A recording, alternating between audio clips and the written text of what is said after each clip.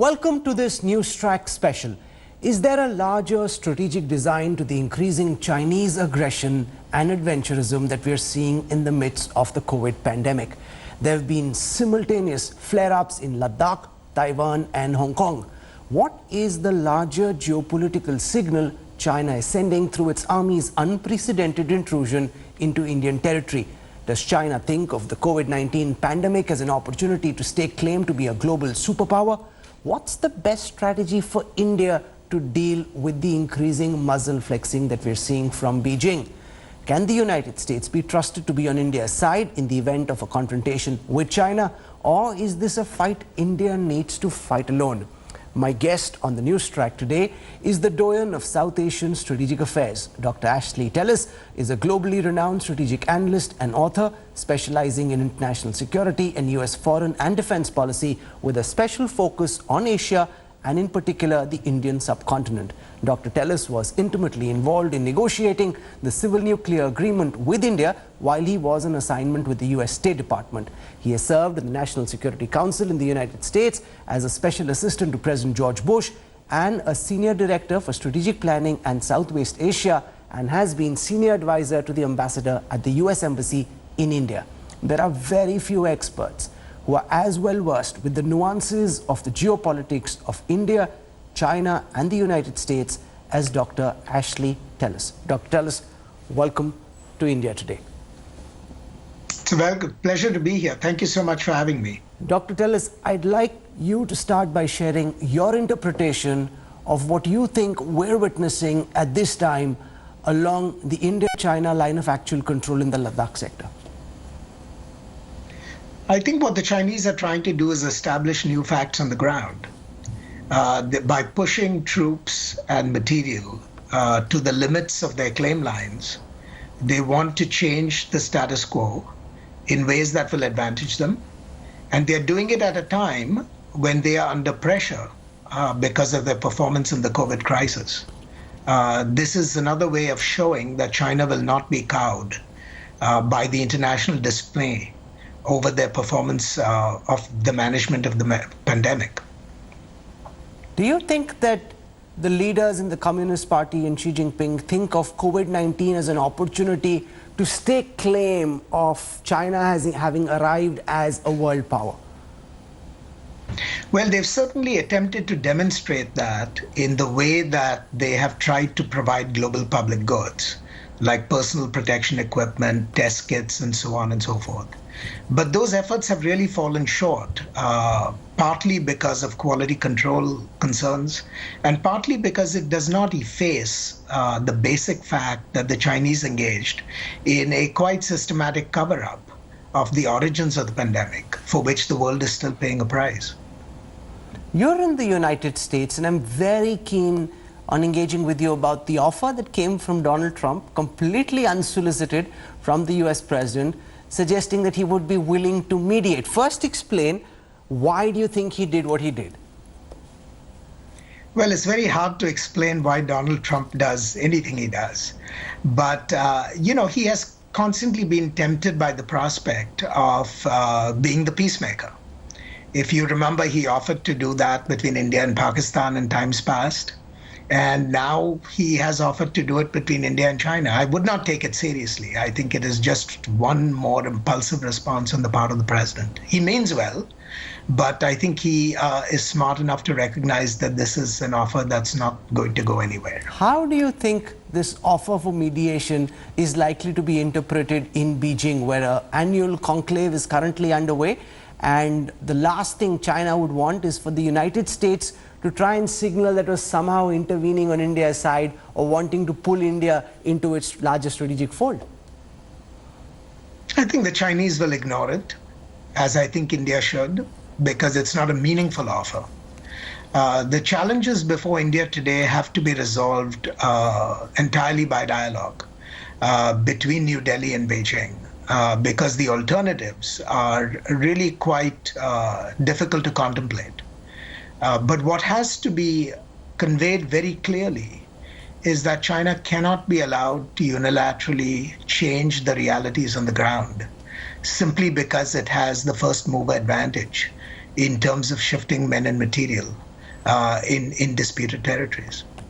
But that's exactly what China has done. From the reports that our correspondents have filed, it seems a deep incursion. Even at this time, the Chinese army deeply entrenched on Indian soil. How do you view India's response options, Dr. Tellis? Well, India has difficult choices at this point.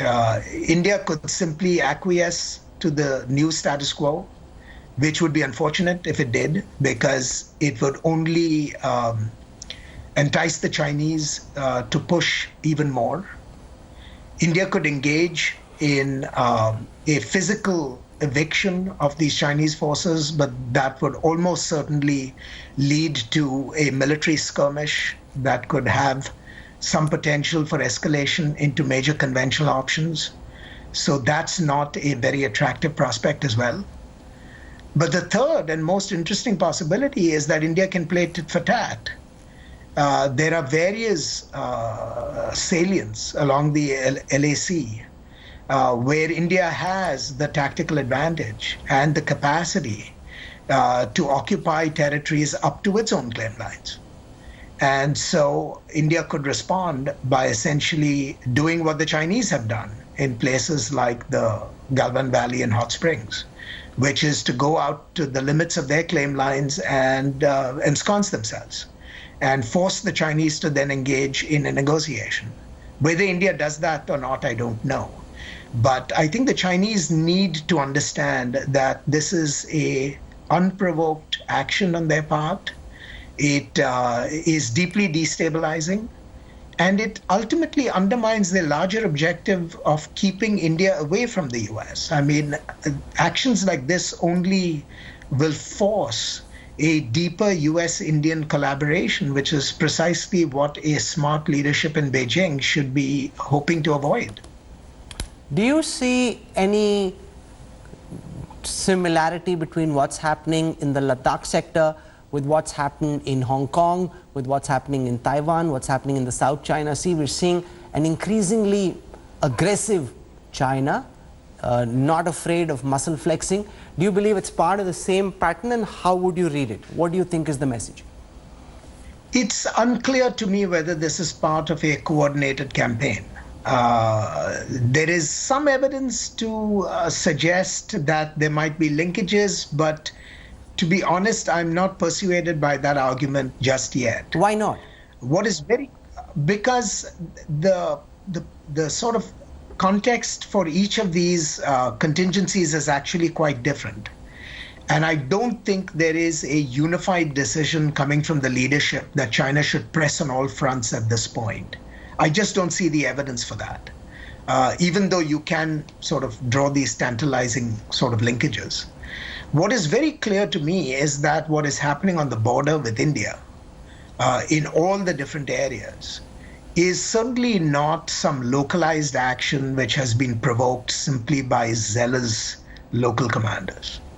It is a set of actions that has been approved at the theater level. And if it has been approved at the theater level, then it almost inevitably has been approved at the level of the general staff in Beijing as well. But then how does this fit into the Wuhan spirit and all the bonhomie that we saw, the bromance that we witnessed between Prime Minister Modi and President Xi Jinping, where directions were given, strategic instructions were given to the militaries to show restraint? How does this fit into the idea of the Wuhan spirit, according to you, Dr. Tellis? I was never persuaded by the Wuhan spirit. I thought it was a tactical adjustment that both sides made under pressures of necessity. But whether that was supposed to lead to a calming of all disputes across the board, I somehow doubt that. I don't think the Chinese had ever any intention of resiling from their claims or enforcing their claims when circumstances permitted them, simply because of some Wuhan spirit. Would you accept that President Donald Trump's mercurial, inconsistent leadership opens a window of opportunity for Beijing to rise further, or at least attempt to rise further in the global role that it seeks to play, than if the United States had been doing what it did in previous pandemics? It certainly opens the door for China to test the line, no question about it. But on the other hand, Trump's mercurial behavior should also persuade him of the fact that they cannot control any cycles of escalation that they might begin, because there is no way in which a rational leader in Beijing can convince himself that he knows what Donald Trump is going to do next. But what does that mean? Because from the way that I can see it, the United States is becoming more and more insular, completely disinterested in what's happening in the rest of the world, and what's happening internally is a complete mess. Far from being leader of the free world, the United States is now, I'll give you a personal example. My brother, who's based in New York, feels safer being in New Delhi than he does in New York. He'd rather be here than go back home. What does that show about US being the one country that's the beacon for the free world? I take the point that our inconsistency has been troubling and is actually corrosive of good world order. There's no doubt in my mind about that. But where China is concerned, Donald Trump's administration has also been far more muscular and far more pugnacious than any other administration that I can remember in recent times.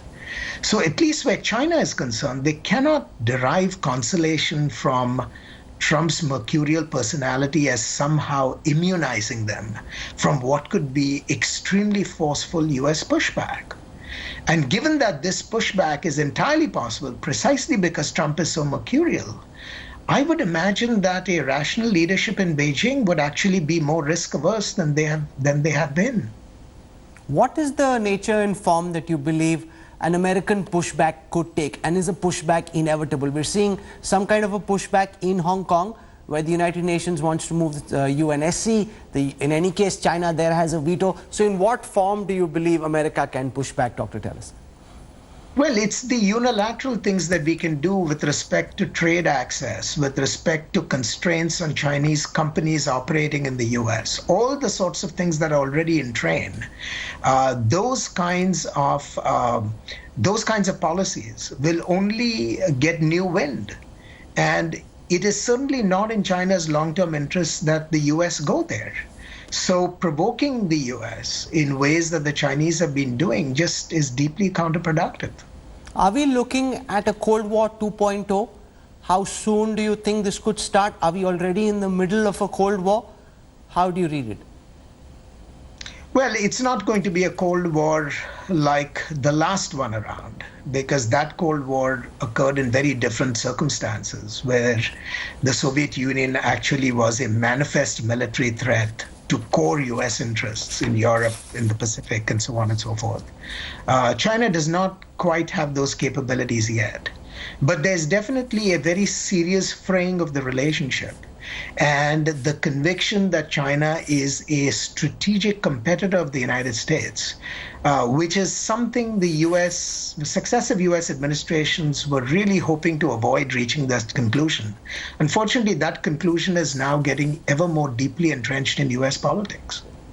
Can I contest what you're saying by suggesting that at least when it comes to the Asian region, China has now built naval capabilities and military capabilities to imperil and jeopardize the US's military assets over here? And what America may have been able to do 20, 30 years ago, it no longer can. So therefore, not so much closer to shore in the way that the USR could, but definitely further afar, China could pose a greater threat. Or is that not how you see it?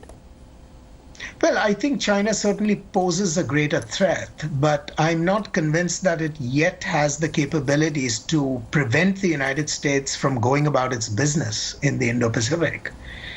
Remember, the United States has been in the power projection business now for close to 100 years. This is something that we know how to do, and we do very well. It's not as if we haven't faced opposition to power projection before. We faced it during the Cold War with the Soviet Union in the Atlantic. We are now facing it in the Pacific. But we have the resources, and we have the technology, and above all, we have the expertise. Nobody runs a military at the intensity and at the proficiency that the US does, not even the Chinese. And so while I am sober about the increasing Chinese capabilities and the threats they pose to us, I don't think this is by any means a done deal. The US still has enormous resources. And if I were to bet, if it ever came to a conflict, the US would still prevail. But let's pick, for example, advanced technologies, artificial intelligence and 5G, where China seems even at this moment to have a huge technological advantage over the United States. How does that change the balance of power, given that conflict may not necessarily be of the form that we saw during the Cold War era? This is true, but these are transient advantages. It's not as if the US is inattentive to the issues of 5G and AI. And one needs to sort of look at this 5 years out, not just a static look at the situation today. Once US investments in AI and 5G begin to kick in, as they are underway, there's no telling how this race will come out. And I would be careful about prematurely declaring a Chinese victory on these counts. How do you see India's response, given the increasing economic might of China, given the fact that trade relations between China and the United States are souring, given the fact that India has publicly declared that it wants to get as many companies as possible to shift their manufacturing lines out of mainland China to India if possible? Does that create a sense of inevitable adversity? Well, I think India is doing what it thinks is necessary in the circumstance. Take manufacturing, for example. India has been trying for the longest time now to wean international manufacturing to come and set roots in India. The US-China crisis has provided that opportunity for India to redouble its efforts. Whether India succeeds is a different story. But I see this as driven entirely by long-standing Indian interests, which the US-China conflict has only rendered more plausible. So India is acting in accordance with its conception of self-interest and in sort of pursuit of its own goals. And I think that is extremely sensible. But the reality along the border and the strategic reality also is that India wants to develop infrastructure, build its capacities, and China has an asymmetry because they built infrastructure at a time when the Indians hadn't developed the capacity yet. So as we keep developing that infrastructure, the Chinese will keep objecting. How do you see that dynamic playing out? Because with the kind of government India has in place with Narendra Modi as our Prime Minister, there's no way, and I think the government has signaled very clearly that it's backing down. There is no way that India will back down, nor should it. Because if it does, then it is going to be open sesame for all kinds of tests of resolve, and not just along the border. And on the issues where the disputation is currently taking place, which is in eastern Ladakh, India's claims are actually quite resolute, and the US will stand behind it. So what this means is that the door has been opened for risk-taking and tests of resolve on both sides. And India has no choice but to play this game to its conclusion and to try and do it in ways that do not end up in open conflict. You said very confidently that the United States will stand behind India, but there are many who would be watching you and say, under Donald Trump, can we be so certain?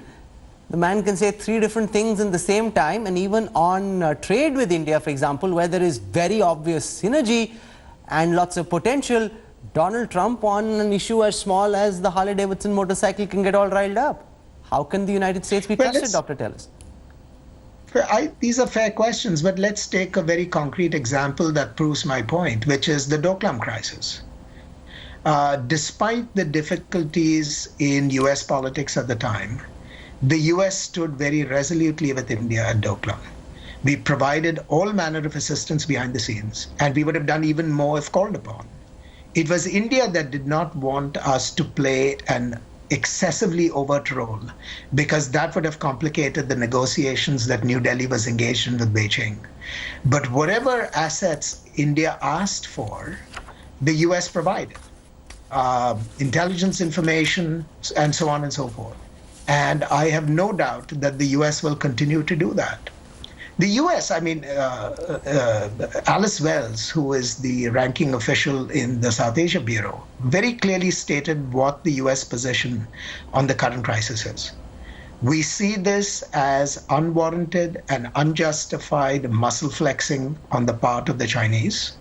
They are asserting claims that have not been accepted by the international community and certainly not by the United States. And we will stand by India on this count. I think that's very clear. Professor Sumit Ganguly, writing in Foreign Policy this week, says that there is a real and present threat to peace in the Asian region. He hints at the possibility of some kind of a confrontation, even if it is a limited skirmish. Is that an exaggerated worldview, or would you share that concern, Dr. Tellis? I haven't seen Professor Ganguly's article, but is he talking about India in particular, or is he talking about Asia? He talks about India and China, and in the context of the skirmish, the face-off between India and China in the eastern Ladakh sector, the possibility that that could turn into a violent escalation. Yes, I think that is very much a possibility. Why? Because there hasn't been a round fired in several decades now. They found peaceful ways of disengaging diplomatically, ultimately, which is what the public expects. Why is it that you are concerned that peace could be in jeopardy? Well, because if both sides do not find a solution and India is compelled to accept the status quo, it either loses politically or it seeks to correct that loss by pushing the Chinese. And then the only question becomes, what are the means for pushing the Chinese? Diplomacy is ideal, but if diplomacy does not pay off, then India needs other chips to play on the table. And there are only two chips. One is physical eviction, which produces conflict. The other is a tit for tat strategy, which has risks of its own. So the only point is that the possibility of a skirmish cannot be excluded if this continues for very much longer and expands. Given your understanding of India, the United States and China, how would you assess the probability of a violent skirmish? Well, I wouldn't want to put any numbers on these things because, it's hard to offer any numbers with confidence. But I think the situation is grave enough that it really requires the Chinese to think clearly about what is it that they're trying to do. At this juncture in time, why does an effort to lay claim to territories that really both sides have lived with the ambiguities for so long, why does it make a difference?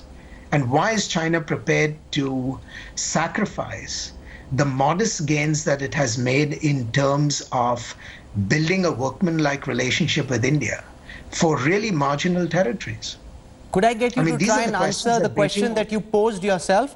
Why is it that you believe that for very marginal gain, China would be willing to jeopardize the relationship and run the risk of escalation? How would you answer the question that you just asked? Because it thinks it can get away with it. And only India can decide otherwise. And how do you assess India's response so far? I think India has done a remarkable job. It has been very, very careful in its diplomacy.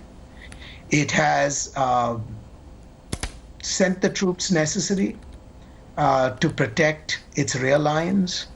It has sent the troops necessary to maintain an effective presence. And now the big question is what next? What do you think will happen next? I don't know. I really don't. I think what will certainly happen is that both sides will attempt to engage in a diplomatic dialogue to try and restore the status quo ante. But the real question is, will the Chinese, having made this investment so far, walk back? And I think the only way they walk back is when they realize that the costs of a serious conflict are really more than what they would want to bear.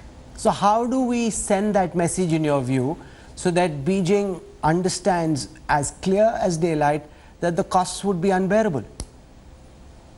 I think there are two or three things that have to be done. One is to bring the diplomatic community and its influence to bear, the international diplomatic community, the United States, even China's friends like Russia, other Chinese partners, even as India continues to dialogue with China itself. I think that's clearly the first line of effort that has to be employed.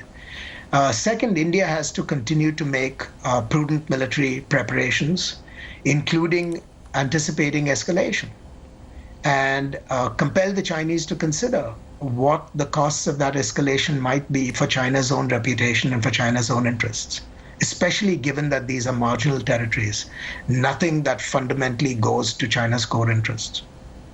You've been candid, you've been insightful, and you've given everyone who's watching a lot to think about. Dr. Ashley Tellis, for having taken out the time to join us on the Newstrack. Thank you very much. Thank you so much. It's a pleasure being here.